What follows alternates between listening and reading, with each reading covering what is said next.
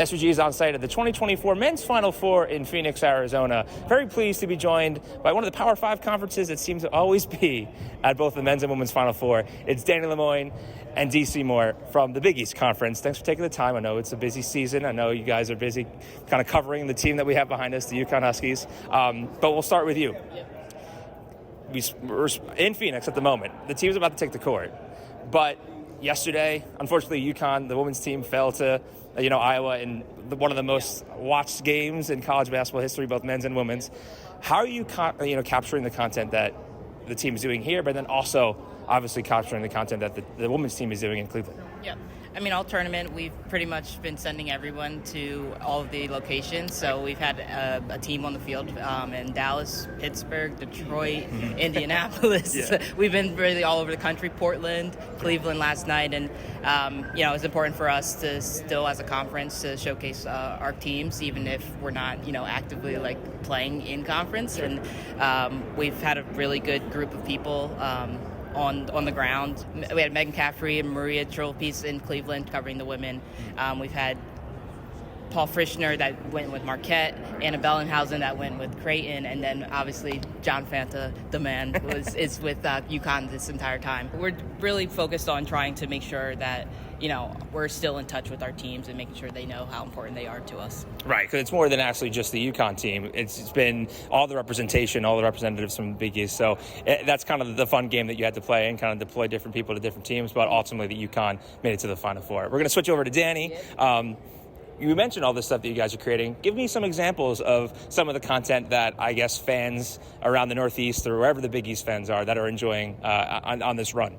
Yeah, Big East fans are the best. We could always look forward to them kind of giving us shout-outs on social or giving their opinions. It's a great place. But we've been able to create some diverse content, whether it be catcher and player interviews after games or at media availabilities. You get some really good stuff at these players at these tournaments. Personalities show a little more, whether they're trying to take that next step to the next level or kind of just continue their pursuit in national championships. Yeah. So it's been really good there. And then we've kind of done a mix between graphics and video content. We've done graphic series where we show the series history of these matches because sometimes these teams have never played each other until they reach the NCAA tournament. So it's really cool. Pulling some of those quotes from the interviews to show the players' motivations going forward in the games has been a really big piece of it.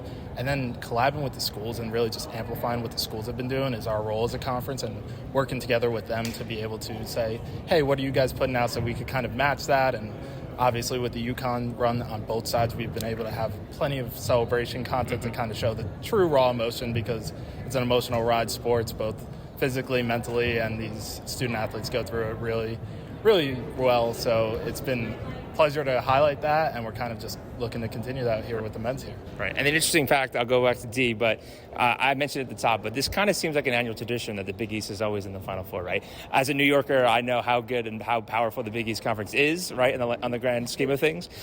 So I guess my question for you is, how are you kind of diversifying the way you're covering this team, right? How are you changing it up from last year? What sticks around? What may be different, maybe next year when the team makes it to the Final Four? Or kind of what's been changing back, maybe the first time you were here with the team?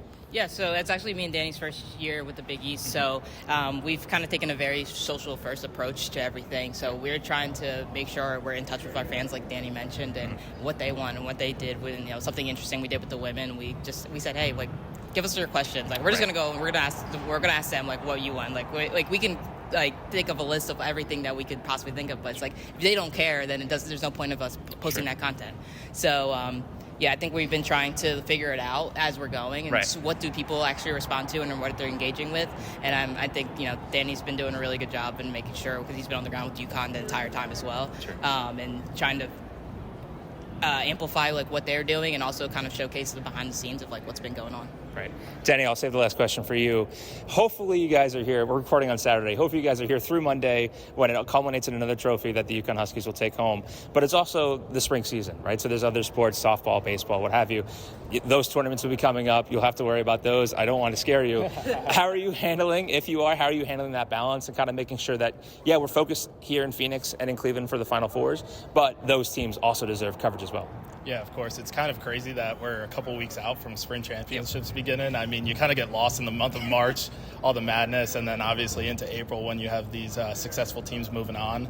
But we've done a really good job of kind of just staying in touch with our spring sports, communicating with our communication staff, who's really good at updating. There's been a couple no-hitters in softball and baseball, and St. John's had a couple big baseball wins. And you always look for those like upset moments and those big lacrosse victories or whatever it might be to kind of amplify those. And then once basketball season's done, we're full force. We're going right to the championships. We start off with golf and tennis down in South Carolina. Beginning of May, you go softball and lacrosse, and then you end up with baseball at the end of May. So, I mean, we're on the journey there, but we're definitely going to be looking forward to that, to kind of continuing the coverage and just building off the momentum that we created in basketball season.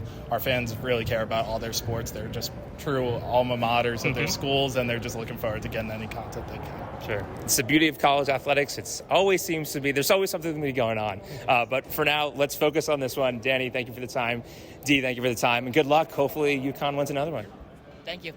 Thank you. Dana Lemoine, Dee Seymore, the 2024 Men's Final Four in Phoenix. For interviews like this one in Phoenix, please head over to our website at sportsvideo.org.